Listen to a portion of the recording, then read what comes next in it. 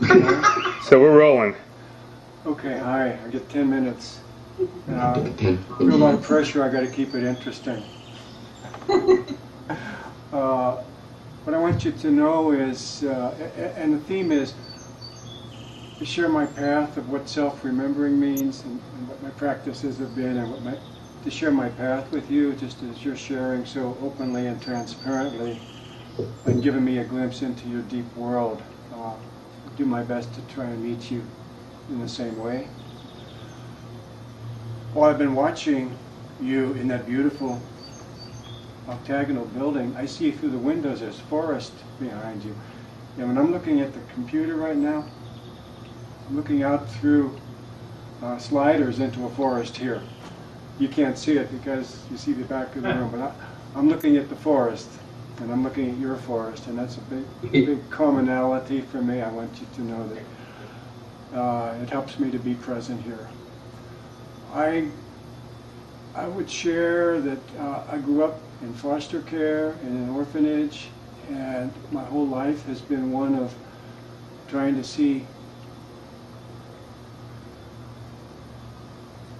not knowing who I am, not feeling a sense of belonging, and wanting to know, and not wanting to be here because it's been very painful for me to not feel connected.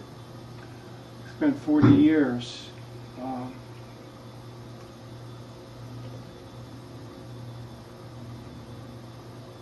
hiding and in a lot of pain and not being able to communicate, not having any skills. And around age 40, I was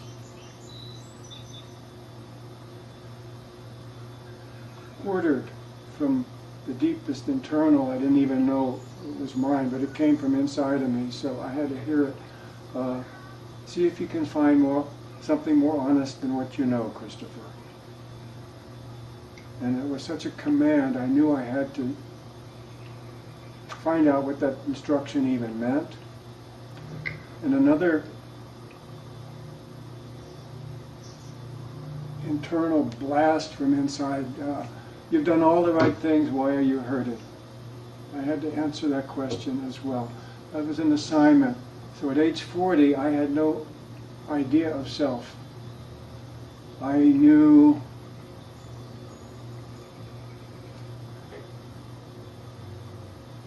hiding and pretension, and I felt I never fit in.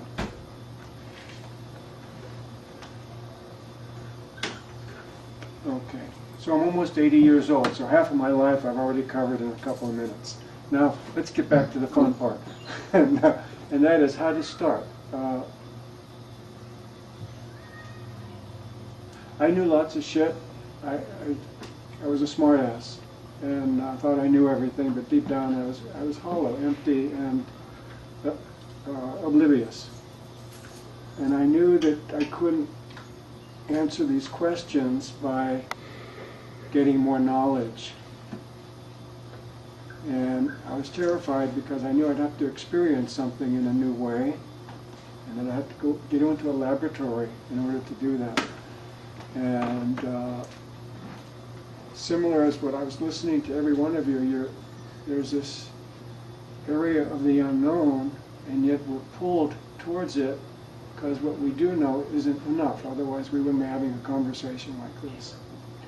So I was out of contact, I didn't know what that meant, and just didn't want to live in desperation and pretense and plastic anymore.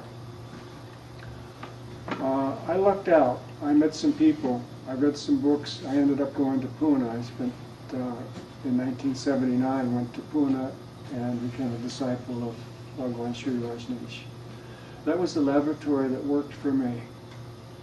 I know that laboratories are different and they meet the needs of different people at different times.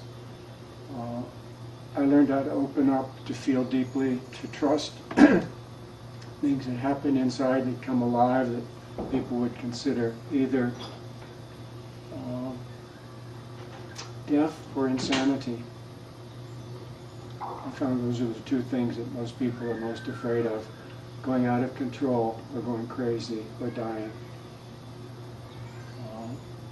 the meditations, the dynamic meditations, the active meditations, the groups, they all helped me to look in the mirror. I'm surrounded by people who would be good mirrors for me. I get turned on to that. I embodied the experience, and it filled me up, and I wanted to share it. So for the past 40 years, I've been learning and sharing whatever came out of my experience. I've been with other teachers. I've learned from lots of people. Anywhere that there was something that I felt could reach me in a way that hadn't been reached. I've been so fortunate to have had the benefit, grace, and that I opened myself up to what other people had to offer. So, self-remembering is the topic, right? Know yourself. Know yourself. Self-remembering is a way of... At one point, I had no idea what that meant. I wouldn't have had a reference for it. All I knew was shit. And I saw myself as shit. When I began to wake up to being alive and being authentic and finding truth in me that I hadn't known was there and was able to convey and relate with it, and noticed that in the circles I began to travel in, that was well received. That people appreciated it. It was very confirming to be in the company of people who were on the same path and would welcome that type of exposure. So then self-remembering began to have a different meaning for me. It had beauty in it, it had authenticity in it. And that's the self that is getting in contact with itself. And so I've gone through layer after layer of intricacy and nuance of the meaning of self and the meaning of knowing. What is it that knows your experience? Began more and more falling back to what is it that knows my experience of comedy, tragedy, joy, depression. I've suffered from all those diagnoses.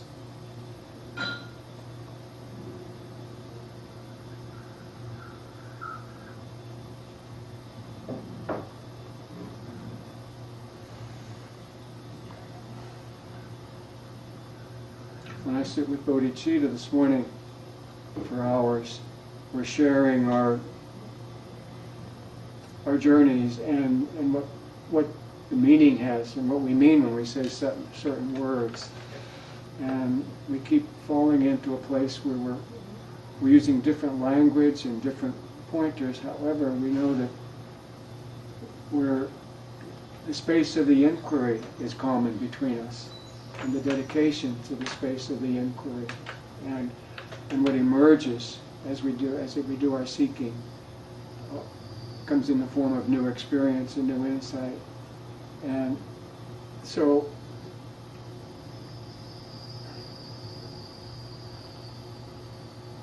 the word knowing is very, very intimate and essential for me to know what that even means. And I can't say it.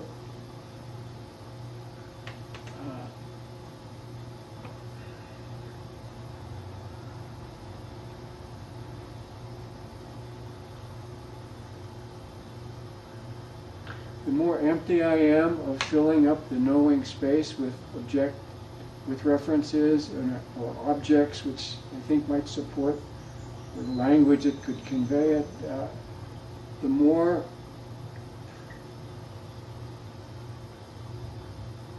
I'm relaxed in the part that just knows itself as knowing.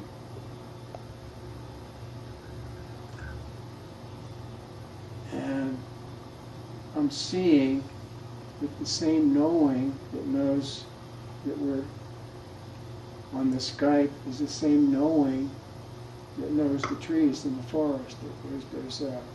There's not a disconnect. So there's a dissolution of any sense of separation.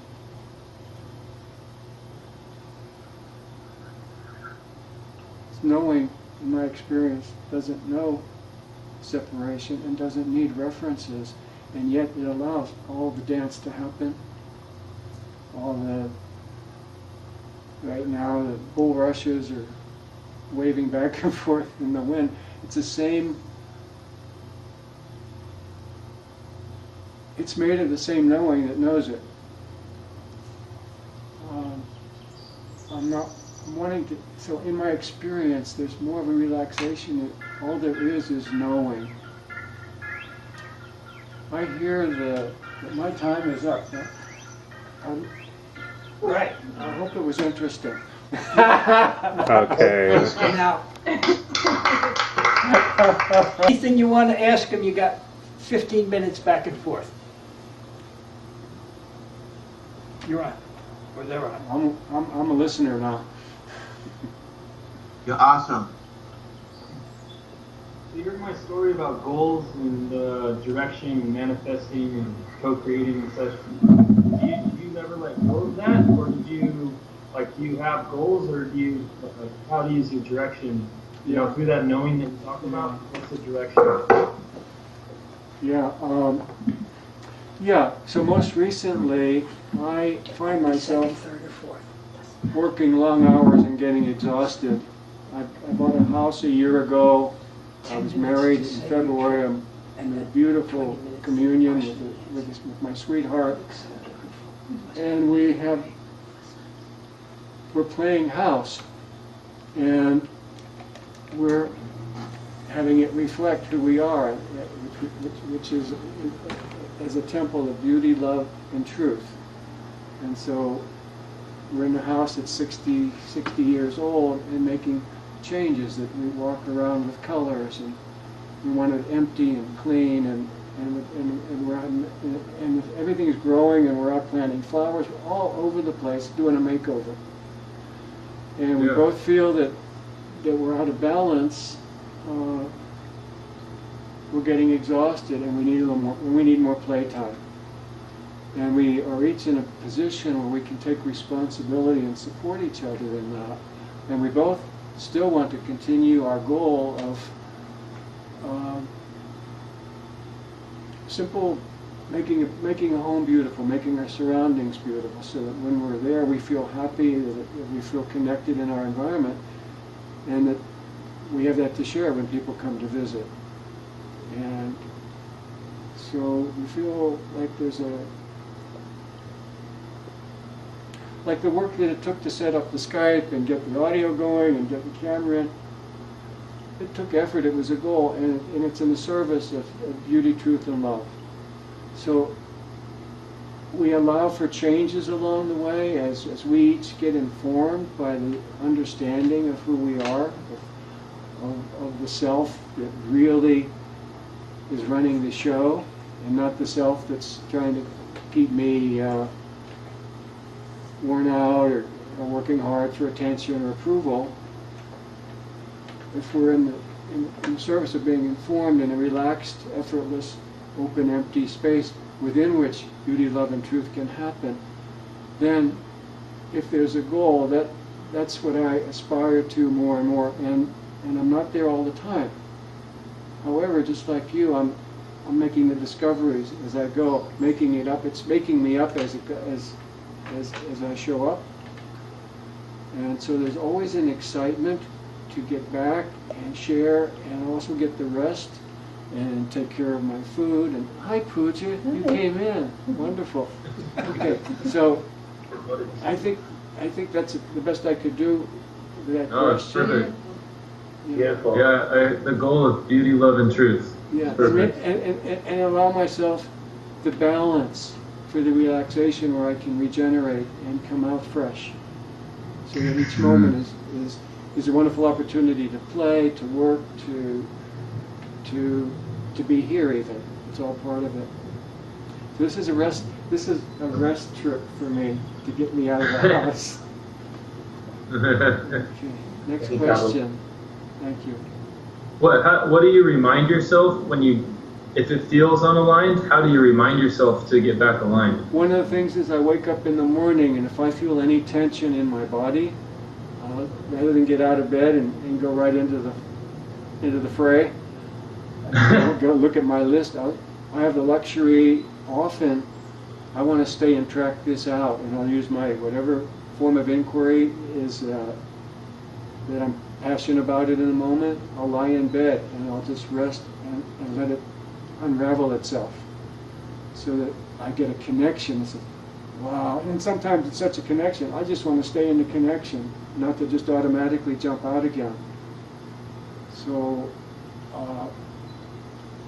And that's fuel, it's food for me, it makes me fresh, and I walk down and Alice and I greet each other, and then we look at our priorities. Point is, I take some time out, either first thing in the morning, and I get my food together, so I'm not skipping over the essential, and then throughout the day, I can stop. Alice is helping me that we both take time out to stop and connect. So find what works for you, and give yourself that nurturance. I would suggest that that's part of any good practice, that you do it out of joy, because you know that you don't want to miss the show. Even with dynamic, I did dynamic every day for years, plus other stuff. And people say, "Why do you do it?" Because I don't want to miss the show. It's better than the old movie. What is your morning routine? Would you ask again? What is your morning What is your routine? routine? I like to have my mornings to myself. I'm under a medicinal and supplement and diet program. It's under the guidance of Bodhicitta's son. So a priority for me is to make sure that I keep those keys. I take this at a certain time. You know, I have to get it all prepared. I got to count the food, make sure I got the right kind of water, and I do that throughout the day. So that's part of my practice now, because I've been doing this for over a month. So it varies. It varies. I study with Rupert Spira. Go on YouTube if you want to look up Rupert Spira. Spell it. Rupert Spira, S-P-I-R-A. And I do other meditations. I get out in nature. I walk barefoot in the grass in the morning and get the morning light in my eyes. Love that. And as you know, I love the forest. I'm a forest person. Yeah. And so I walk outside because I don't want to miss that show either. It feeds me. Good friendship, good conversation feeds me. And I stay away from stuff that's boring. You know, I'd rather not do anything than be bored. I can be still. And it's a joy to have so many interests, and then makes me discerning to see what's my balance with all the opportunities.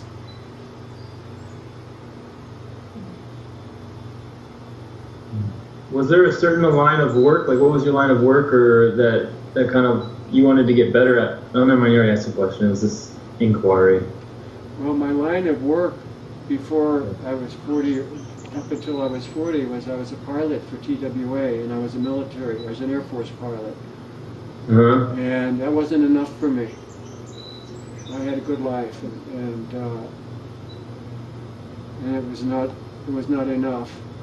So once I learned that meditation was medicine that worked for me, the forms of that changed over the years, still continues to change.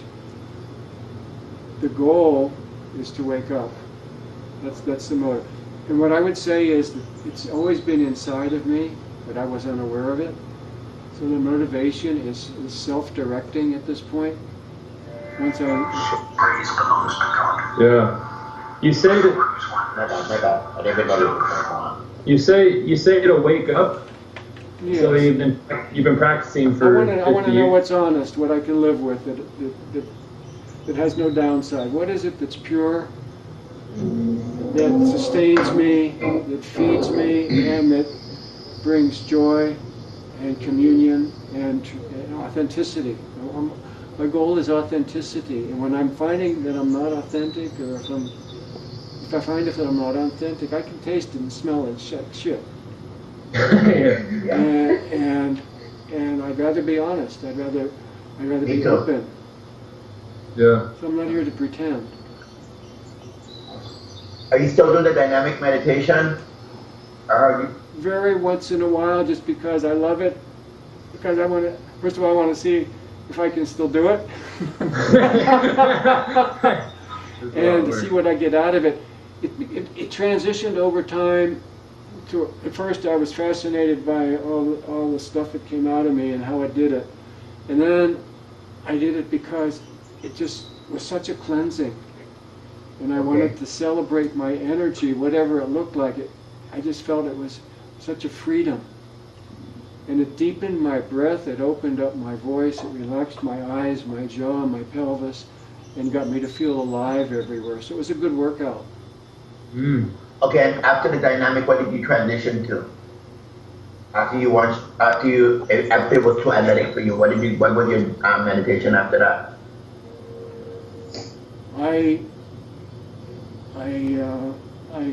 I've had 3 significant teachers. I studied with an Aboriginal man named David Grove from England, and he taught me how to do journey work. It was shamanic work through all the time realms and working with metaphors. It's my own myth and legend. That was a meditation for me, 15 years. I spent 15 years with Byron Katie doing the inquiry called The Work. I was certified in that. I quit keeping myself up with the requirements because I can do that if anybody asks. I've been about 3 years with Rupert Spera, and he's helped put a contemporary language to all my experiences. Okay, but why are you doing all these teachers? I mean, you're amazing. Why all these teachers? Why all these teachers? Why isn't Osho enough for you? My first discourse series when I went to Pune was, what's the one on Atisha? The 7 Steps to Wisdom or something like that. The Book of Wisdom. Anyway, Atisha, and there was an example of a guy who had a teacher who woke up under a teacher, and his teacher said, now go study under 2 other teachers. So I felt I had a license from Osho to have the freedom to go wherever I wanted and to learn from anyone. Oh no, that Osho thing was Bodhi. I was just wondering why you had so many teachers, but I wasn't looking for them. They appeared, and there was something about that. Okay, that's the answer I wanted to hear because I didn't know where you. Okay, I didn't know. I'm trying to I don't know if I'm focused enough to have a teacher. So I'm just winging it, like my life story, you know what I mean, and what I learned from it. So I'm teaching from what I know, because I think in our head we all interpret stuff differently. So when you have a lot of teachers, they could teach you some stuff, but even when I get the stuff from these teachers, my experience is totally different. Yeah, and it's not necessary to be limited in any way. Freedom has been my main interest. I directed an Osho center for 15 years. And then the ranch ended and energy went all over the place, and I never plugged in to so I just kept that with myself. It's it's running in my blood. Then I happened to come across David Grove, and I happened to come across, it was like grace that kept Okay, so these people just end up coming in your path. Yes. By the way, this is a 60-minute tape, and we're going to be out of it by the time we're all done for sure. I know. So stay with whatever touches. I'm going to put Pujan next. Whatever touches your heart. It's my time. We good? Thank you. Thank you so much. Yeah, I can talk to you. Everything is open. Awesome. We have the limits of this structure, and other than that, there are no limits. Okay? Everything's open. All right. I'll be calling. I'll probably pop up at your house. He comes down to Florida a lot of the time. He was in one of your classes once, Andrew. Like, I'm a baby. I'm just brand new here. I'm finding my way, just like you.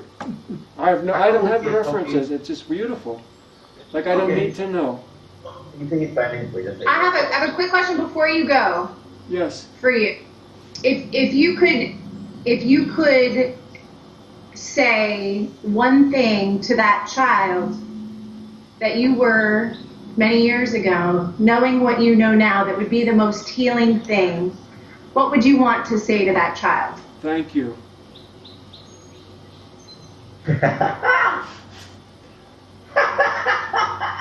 Thank you. Thank The you. child's experiences have been my teacher. Okay. Yep. Namaste. Namaste. All of you, each and every one of you. What a joy. Okay. Puja. Well, what he would say to that child. After you do that, let me speak for the rest. And afterwards. Well, no, just what he would say to himself. Because it's a gift, like your journey. So he's saying thank you. You know, because Hi, Pooja. you just need to keep them going, or fix it. Yeah, I have to. It's the thank you that means that you don't have to fix it, it's the journey. Okay. The next galactic star is Pooja Thompson, who, and the task is to say in 10 minutes how you've come to know yourself so far, and what you can share with these guys about how one comes to know oneself, and then they'll have 15 minutes to question you. Okay. Well, hi everyone. Hello. Just got back from doing work I love, which is doing ceremony. So I've had a wedding and a memorial already today. But let me go back to my beginnings. In a sense, I'm from Scotland. I was born and brought up in Scotland, and that's a very patriarchal culture. And so there were very clear rights and wrongs, and very clear guidelines as to how one should live one's life.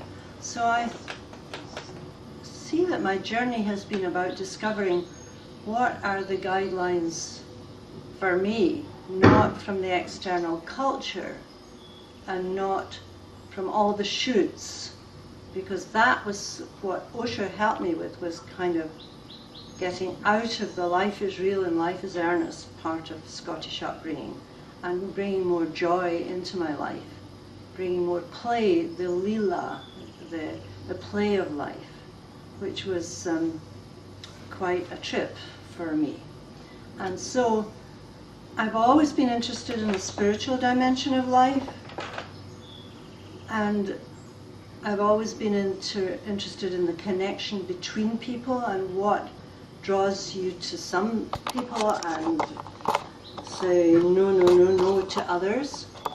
And I've always been aware of the need to trust my intuition, because that wasn't always easy. But I found that when I trusted my intuition, I'd be much more in the zone, or things would flow. Life was not a struggle in those moments. So that took me to some spiritual teachers or some exploration of self. So I came to America on an exchange program. This is quite a few years later than that, when I was already trained as a teacher. And it was a program for group workers, teachers, and social workers. So that was a step to open me up further, because one of the things I really wanted to know was to be involved in civil rights, for example, because nothing was happening in Scotland at that time, and I met really interesting people from the States who were, and also at the same time the encounter groups. So the being in the moment in a group without pretense, that was quite a challenge, and it was a great methodology for opening up. So it was a stepping stone towards Osho. I think another stepping stone would be Assagioli's work in Italy. It's like disidentification was kind of one of his tags. So that you oh, I keep talking. Are you hearing us? It says call dropped. You'd probably have to, I'm gonna, About how he is a disidentification exercise, and you'd go stepping out of the center into your body, and you'd say a phrase like, I'm not my body, and you'd step back into the center, I'm a true center of consciousness, or something like that. Then you'd step into roles, and you'd say, I'm not my roles, and step back into the center of who you are. And you'd step out to the periphery again, I'm not my I stand in the emotions place and say, I'm not my emotions, and then come back into the center and all the different parts. I'm not my mind, of the mental part, and step back in. So that gave me a real sense of what I was not. So I'm still searching for what I was or what I am, and found that that's this it's almost an unnameable piece for me. It's there's a pure center of awareness. It's about awareness. And so that was what took me on this journey then to meet Osho, because I was at a European Economic Community conference, and the guy who ran the workshops in London was also a sannyasin for encounter groups, and he shared with me, well, encounter groups will take you so far, but you have to do this meditation with Osho, and that's where the next step. And something intuitively said, yeah, that feels right. So I kind of got myself, when I was down in London, to go to the centre, and then went in, and then walked out again, because it was really very weird, because there was not a lot of people at that time, because this is way back in 1973, before Pune.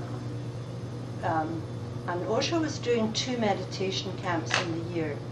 And again, by intuition, I had already made plans to go and meet friends in Sri Lanka, and I contacted them and said, no, Osho's doing a camp. They only did 2 in English in the year up at Mount Abu in India. So I'm going to change my plans around and go there first.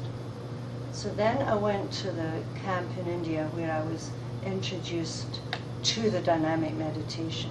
So a band of all these Indian guys drumming and everything, and Osho raising the energy with his hands, and it was a cathartic experience. Later on I learned more about how we hold things in ourselves. So this is a way of getting rid of stuff. He would say that there's a mad person in each of us, and Westerners can't just sit and meditate. We've got to clear out this stuff first before we can really go into silence. So his dynamic meditation was one, and the Kundalini, which is a dance, shaking, and then dance. Probably you've done these with Gigi. So that set me, when I came back, to, another step. I didn't take sannyas when I was at the camp, but he said to me, because you could talk to him alone in those days, come back and see me before you leave India. So on the way to the airport, because that was again this big struggle within me, because I'm thinking, nobody in Scotland's going to understand this. I mean, this is weird. You're wearing a mala and you start wearing orange, and Scotland, the two were quite a contrast. And my father was a minister of religion. So that's another layer of this. So, but I did. And I went back and saw him, and I knew if I went back I was going to take sannyas. And then he gave me the name Mahaprem Puja. So for a while there was this big disconnect. People didn't know who Mahaprem Puja was, and who's my other legal name was Anne Joyce Thompson, and it was very difficult for the family. But he had said to me, you don't need to become a missionary. Things will start, energy will move. And I really trusted that. So I found that energy did move, because then somebody else came back to Scotland, and then somebody who had been very close to him came back to Scotland, and we started having a little centre, and people did start coming and then finding their own way to Pune. By that time it was Pune. So that was kind of gets me up to the point of having to make a decision with the family. And my mother was very wise. She said to my dad, we're not going to let that man divide our family, meaning Osho, meaning Bhagwan. So they didn't push, I just kept going, because they knew if they had put the barriers up, they'd lose me in a sense, because I was clearly on this path. So then, kept coming back to America. I married an American. I studied energy work with a woman called Rosalind Greer, who's an extraordinary healer. And that was learning more about the energy within each of us. And I didn't feel I needed to be the same as other people. And I did go then, well, this is after the ranch. I was in the last 6 months of the ranch. I'm getting all muddled up in my time. So the last 6 months of the ranch was a very powerful experience, part of the community, but I had made up my intuitive decision. My place was not necessarily to go on being at the ranch had it run on. It was to come back, because I've always been very inclusive in my approach. So I wanted to come back, because by that time you've seen all the colors of the rainbow. First of all, it was red, not from orange, then it was to maroon and purples, and then all the colors of the rainbow disperse. So the self, I'm losing track of that piece for you. Let's see what I want to say about that. The self, As it comes, it's perfect, Pooja. okay. You're so amazing. So, so it was just following my own, listening to my inner self. I think that's, whatever that is, because it's just the mystery. There's a mystery why you're in your individual paths, why I'm in mine. A real sense of everybody is unique. It's a mystery why some people follow a different teacher and a different master. But clearly Osho was the one that spoke deeply to my heart. So I would do all the meditations and I'd read, but when I came back after India, I then was involved with other, I had a center in my house too for a long time. And so that was another step after. And then it was just like we were all dispersed. But when we connect with each other, somehow there's an energy there that is unspoken, that one recognizes, that's there, that's Osho in us, whatever form we take. And I've explored meditation with a group of people that are not sannyasins, some are. I've been a member of Shambhala meditation group since I moved to New Paltz. But I plow my own furrow. My daily practice is start with hot water and lemon in the morning. That's the first thing I do, and then go back to bed and then read and then meditate before the day starts.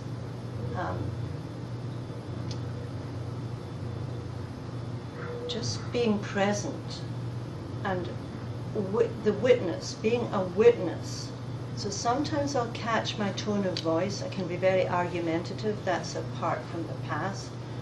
I see how I'm still my Scottish culture, or I'm my mother, or I'm my father, and it's separating from that and just being the witness and coming back home, whatever that means.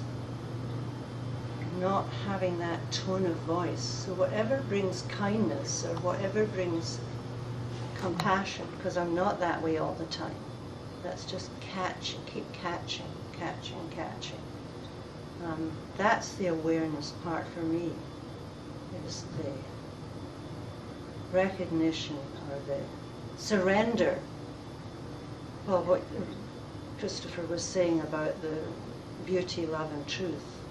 Surrendering to that, and also having healthy boundaries and saying no to some of the other stuff that's going on in the States at the moment. Can we have them ask you questions? Yeah, now? sure. Okay. Any questions? One thing you spoke about, and it's something that's lots on my mind, especially I'm 21, so I've still got that relationship with my parents where there's a lot of things that I hold on to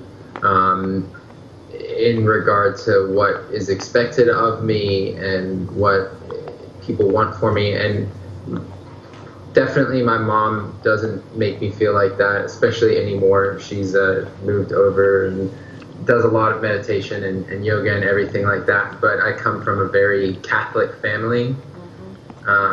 So what, like, was there a thought in your mind that you were, you know, making such a decision? You said there was an intuition. Like, what sort of drove that in you to be okay with your situation and not, you know, realize that maybe your father, who was focused on something very different, wouldn't, you know, Well, I guess remove you from his life or something? Obviously not that drastic, but be detrimental. My parents also from in Scotland there was a big, at that time, Catholic Protestant divide, and my father was not anti-Catholic, there was an Orange March and he didn't want to have him because it was anything that would create more division. But there was such a strong element of patriarchy. Now, I was the second twin, and my brother was the first twin.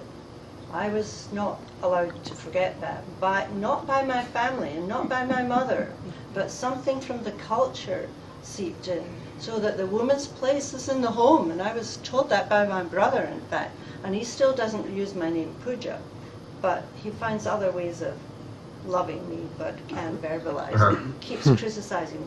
So I think there's a special role for women to take authority, or to allow themselves to follow a path that is not subservient to men, and that is inclusive and is cooperative, and to just keep on, not nastily but firmly, going the path of what feels right for you. And that would apply to you as a young man as well, basically, father, that not to be overshadowed. Because it's your life. Nobody else is going to live it for you. 100%. Thank you. You really got the attention of the four girls. I could just feel them all lighting up as you were talking. Yeah, I definitely related. I feel that as I've transitioned and become more spiritual and chosen a different path than I've born into, I've gotten a lot of resistance and a lot of manipulation, like you can and cannot, and you shouldn't do this, and almost a little bit of withholding of love if you're not, playing the rules by, even from friends, and they love me, and they say it's out of love, they know what's best for me. But I think a lot of it has, what I've come to accept was I've resisted it, and then now I'm happy that it happened, because now I have the strength to say, enough is enough, this is my choice. If you love me and want to support me, then you join. But my question that I wanted to ask initially is, you came in with such a palpable energy for me about your joy from leaving the ceremony and then the funeral, and you said you love what you do, and I was hoping if you had any wisdom to share from any performing ceremonies of weddings or funerals, if you've gotten anything that you can share with us. Well, interestingly enough, the name that Osho gave me was Ma Prem Puja, and puja, he told me, meant celebration or ceremony or offering, because Indians talk of their puja table. So it was a name that was given to me years before I was actually doing this, so it was almost like a recognition of some sort. So it's just to follow your passion. And I love doing ceremonies, and I love to create it with people from different perspectives. So I was ordained as a minister of natural healing in the Healing Light Center Church, which is Rosalind Bruyère, and ministers' quote could be Jewish or Christian or Buddhist or Indigenous American or Osho people. We all honor the many pathways to the divine. So I'm working with, especially in New York, in this area, a lot of blending families. Blending, like this morning, the memorial was mostly Jewish people, and the wedding was kind of mixture of, it was a kind of Italian family on one hand and a kind of WASPy family on the other. So I'll create and offer different ways and work with a couple to create a ceremony that's meaningful to them, not to their parents, but to them. And that's what I love to see that evolving. So that's now is most of my work, plus I do writing. I've written books on health that again are holistic, because I've always been searching for what's more, what's not been including. So I honor body, mind, emotions and spirit in my writing for health, and not just mainstream medicine, but complementary, alternative and other ways of looking at how healing happens. So just go with your passion of whatever works for you. And Thank you. keep being the witnesser, because that's the thing, to keep being the witnesser. Is this truly, you know, because is this just because people are pulling me in this direction? Or is this just because, you know, it's a good income in that direction? Or, you know, whatever it is, to hone in what are your gifts and go with your gifts. Because Osho was very affirmative of women and women in power, but there was misuse of power by women as well in the ranch at certain times. So we have to keep what's our truth, what's, you know, in face of expectations. So that's my next book, is Track Your Truth. Mm. And the authentic life that you were mentioning.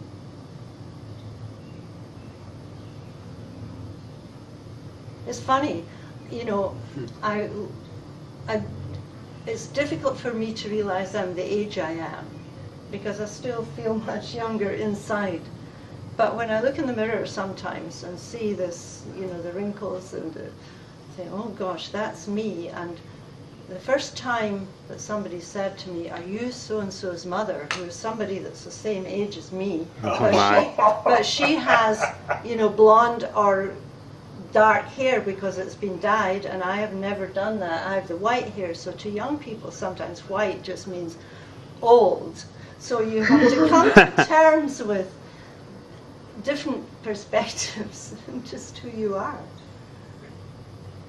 But just being the witness, just watching, neutral, and recognizing and apologizing sometimes for when you've gone over the mark or whatever, and staying truthful. Any other question?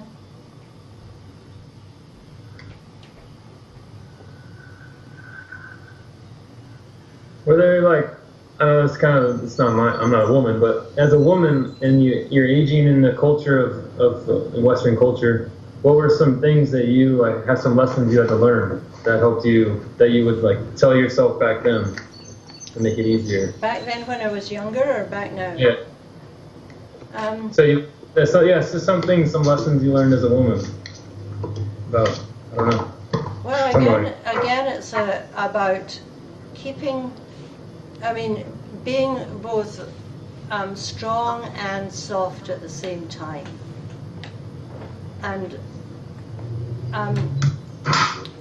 being open where one least expects it. My mother used to say to me, you'd either marry a duke or a dustman. That's because I did have this kind of connection with lots of people. But it's just being, I don't know what I can really say about that other than be who you are. And don't become, I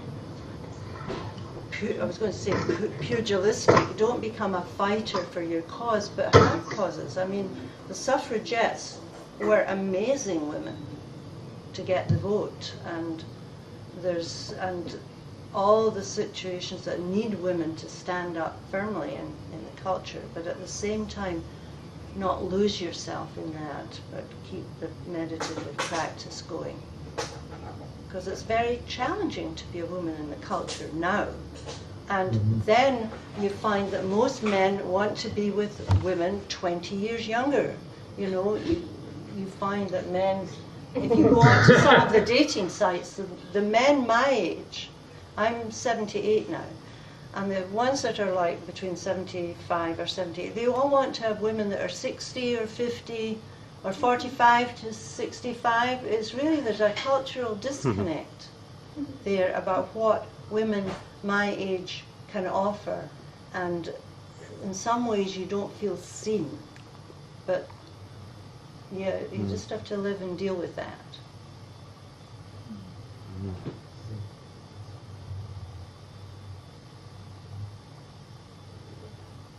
That's the same thing. I have a Qigong teacher, and she just turned 50, and she said the same thing. Uh-huh. That she doesn't feel seen.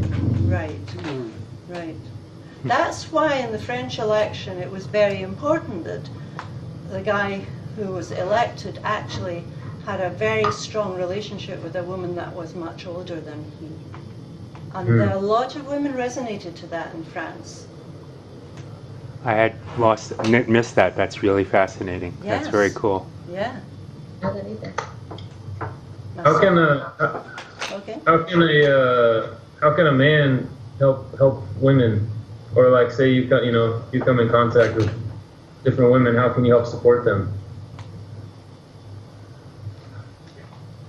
Well, stay connected. Don't just always go for the bright young thing. Cody? You know, get past the tits and ass. Yeah.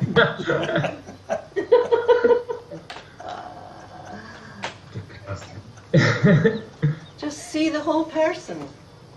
Look in the eyes and see if you resonate. I talk a lot about letting go of the labels. The label man and woman is one of the deepest labels to let go of. To just be with the being. That's the essence of it.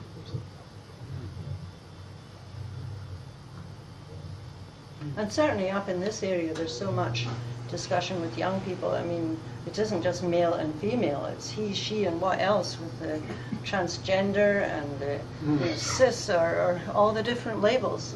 You know, but it's at least expanding the span of human nature and the span of responses as people, and not just tight categories. Is there anything that you have as a moment-to-moment practice or remembrance to kind of keep you witnessing? Or has it become automatic for you?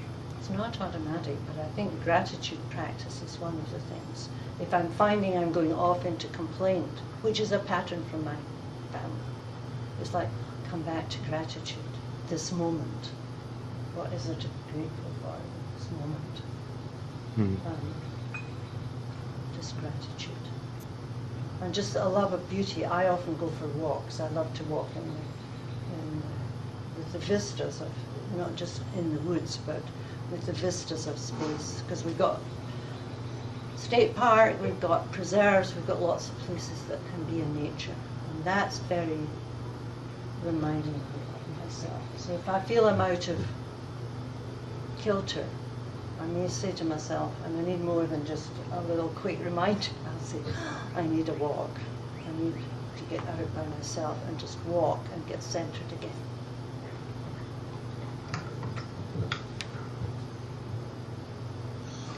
Beautiful. Thank you. Okay, I think that's it. So there's only 9 minutes of tape left in this thing, so I might as well turn it off because it's not going to get much.